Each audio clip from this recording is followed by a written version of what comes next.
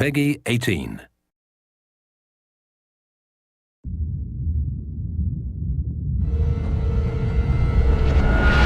Hey everybody, Zachary Levi here in the heart of London's famous West End. Behind me is BAFTA, the British Academy for Film and Television Arts.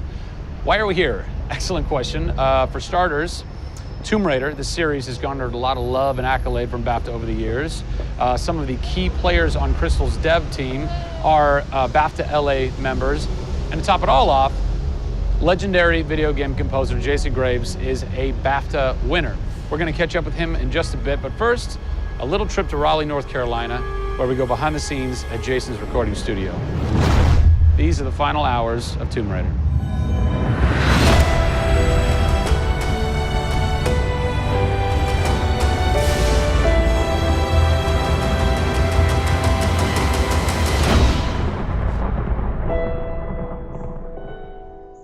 The first thing we did was the theme.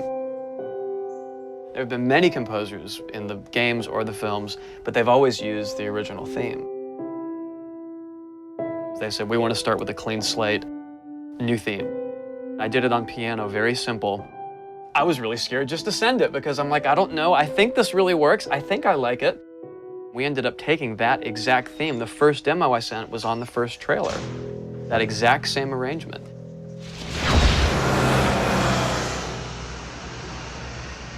So, Jason, currently you're working on this reimagining of Tomb Raider. When you're taking on a new project, what are the things that attract you to that project? The heritage of a particular game, I think obviously. And don't even get me started on Tomb Raider. I literally almost drove off the road. I was on the phone with the audio director. Like, oh, stoplight! And I had to pull over a little bit to not hit the car behind me. What I loved about Tomb Raider, what really drew me to the project was they had no pre-existing conditions. Because they wanted to get out of what it used to be. They wanted something new, they wanted something fresh. Jason's done hundreds of games at this point. He was an easy choice for us to go with on paper because he has such great experience. I listened through a lot of different material from a lot of different composers. I was really taken by how well he did the intimate stuff. The textures and the real, intimate and vulnerable bits that we needed to highlight in the game were a great match for us. What is square one for you when you start wrapping your head around it going, this is where I feel like this world is going to exist? Main theme, call me old-fashioned. Then it was a matter of finding out what kind of percussion would work.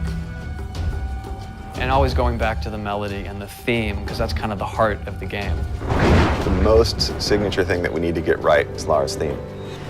One of our big goals was that it can be used in any emotional context. What does it sound like? High action.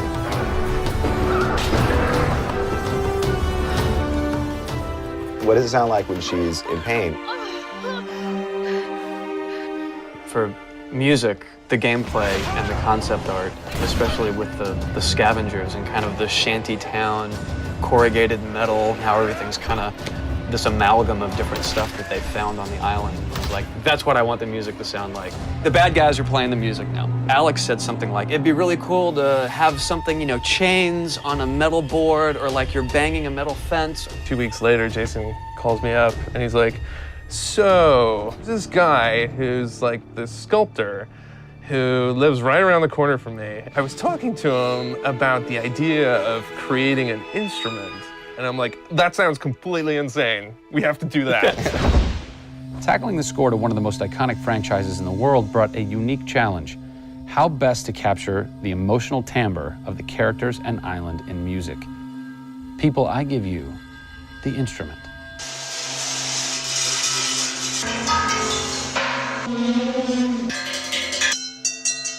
The instrument. I was gonna let Matt determine the aesthetics. I was really only concerned about the sound that the sculpture was gonna make. Matt built this, which looks pretty much exactly like Laura's original homemade bow in the game.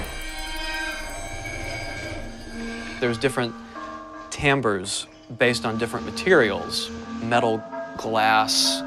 It's a direct line from the plot, the characters, the story, the environment, straight to the sculpture. We always wanted the island to have that character in itself. Creating an instrument gave it this unique identity. It's got a voice. Yeah. The very beginning of the game is nothing but the instrument.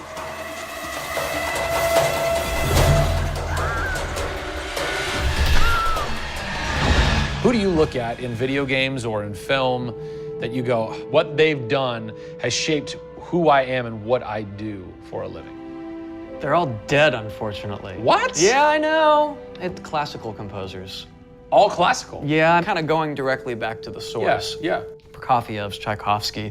Even for some of the scary stuff, you've got Penderecki, who's a Polish composer. Actually, he's still alive. It kind of goes back to ballets or opera, which is kind of the precursor to film and video games. You know, they were telling a story. Yeah. And that's what I love about that music. It tells a story. Even if you don't know the plot, you can listen to it. And film music's the same way.